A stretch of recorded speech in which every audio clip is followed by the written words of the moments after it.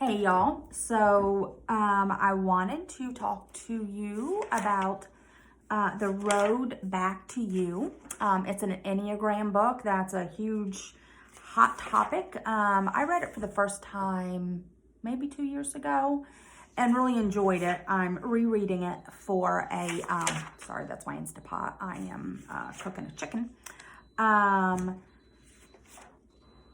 Anyway, I'm reading it again for a book club, and it's really well worth rereading. But I'm only going to touch on the types today. What's interesting is reading it before I was married versus after. It really is insightful. And if you're married, I highly encourage you to read it. Now, the purpose of the Enneagram is not to type other people and figure out other people necessarily. It's to help with yourself. But I sat down with Chris the other day and we were figuring out what type he is. I was between two numbers, and so I was reading through and we pegged it, and oh my gosh, it just was so enlightening as to some of the conflicts that we have, the way that we communicate. It just was hysterical. So anyway, I want to read this real quick. I mentioned it a minute ago when I was talking about the Pain Now or Later podcast from the Life Coach School, about how as children what we do to kind of cope with things because we can't process like we can as adults. So he's talking about personalities, and he says, the author, and I've lost his name for a minute, I'll think about it. But he says, as children, we instinctually place a mask called personality over parts of our authentic self to protect us from harm. And what the Enneagram is designed to do is to kind of help you come back to your authentic self. He says, our personality helps us know and do what we sense is required to please our parents, to fit in and relate well to our friends, and to get our basic needs met. Personality is derived from the Greek word for mask, persona, reflecting our tendency to confuse the masks we wear with our true selves, even long after the threats of early childhood have passed. Now, rather than protect our defenseless hearts against inevitable wounds and losses of childhood, our personalities limit or imprison us. So, he's talking about the things that we did as children to protect ourselves. They don't serve us anymore. So we really need to take stock of who we are and, put aside those things that aren't serving. So anyway, the personality types, there are 9. And number 1 is the perfectionist. And the Enneagram is different than other personality tests. And I wouldn't even call it a personality test, but it's different in that it is driven by your motivation, why you do things. So, when I was looking through the book the first time, I was like, oh yeah, that's me, or that's me. But, you can feel like you're a match for different numbers, but you have to look down to the motivation of why you do what you do. So, once again, number 1 is the perfectionist, and they are motivated by a desire to live the right way and to avoid fault and blame. Number 2 is the helper, and they are motivated by a need to be loved and needed. Number 3 is the performer. They are motivated by a need to be successful and to avoid failure. Number 4 is the romantic. They are motivated by a need to be understood and experience their oversized feelings and avoid being ordinary. 5 is the investigator. They are motivated by the need to gain knowledge, avoid relying on others. Shoot, where?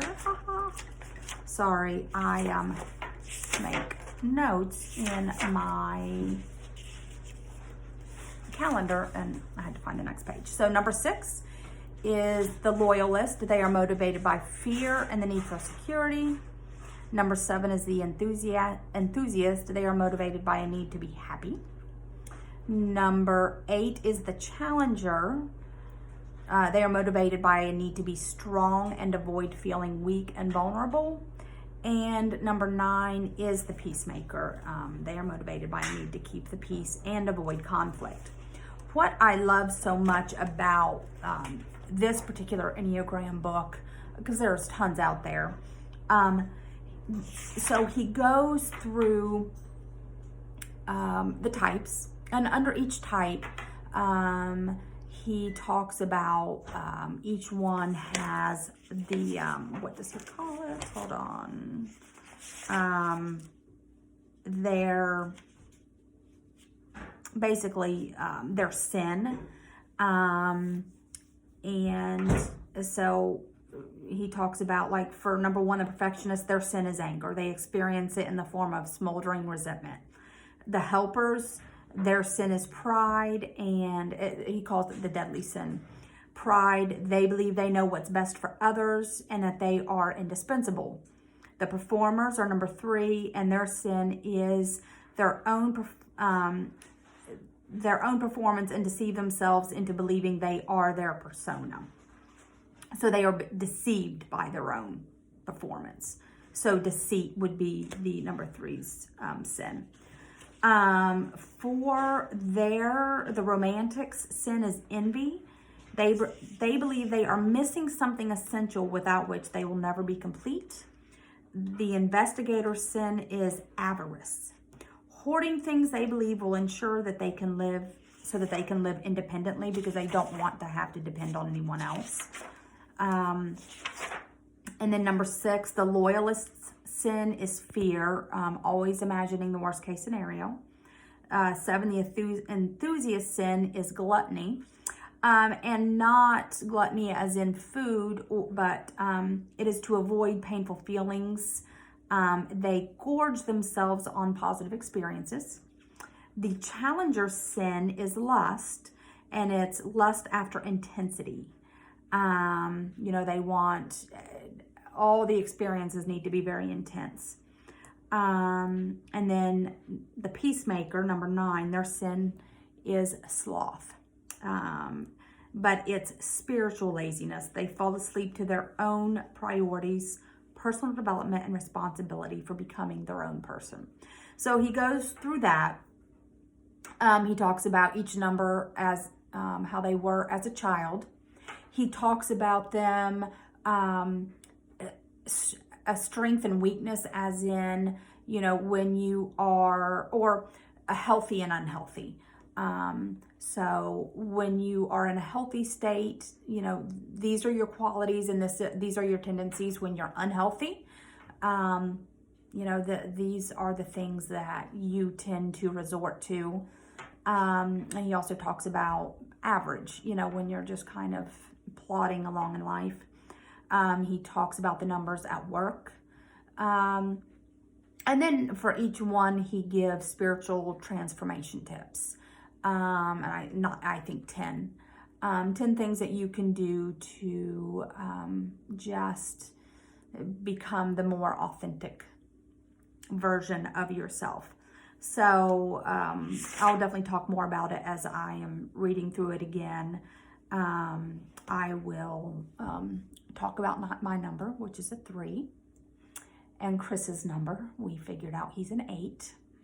And anyway, it's good stuff. I highly recommend that you get the book and read it. And there are tests online that you can do, but I would not hang your hat on it, because you really need to, you can get an idea, but then read through the book and figure out, once again, the motivation, because that can change what number you are.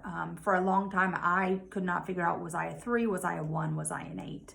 And it really took some digging and analyzing, and then asking my sister lots and lots of questions, because she's an Enneagram expert, about really, was I a 3 or a 1 or an 8? So anyway, I'll be back and we'll talk some more about this as I read through the book more. Bye now.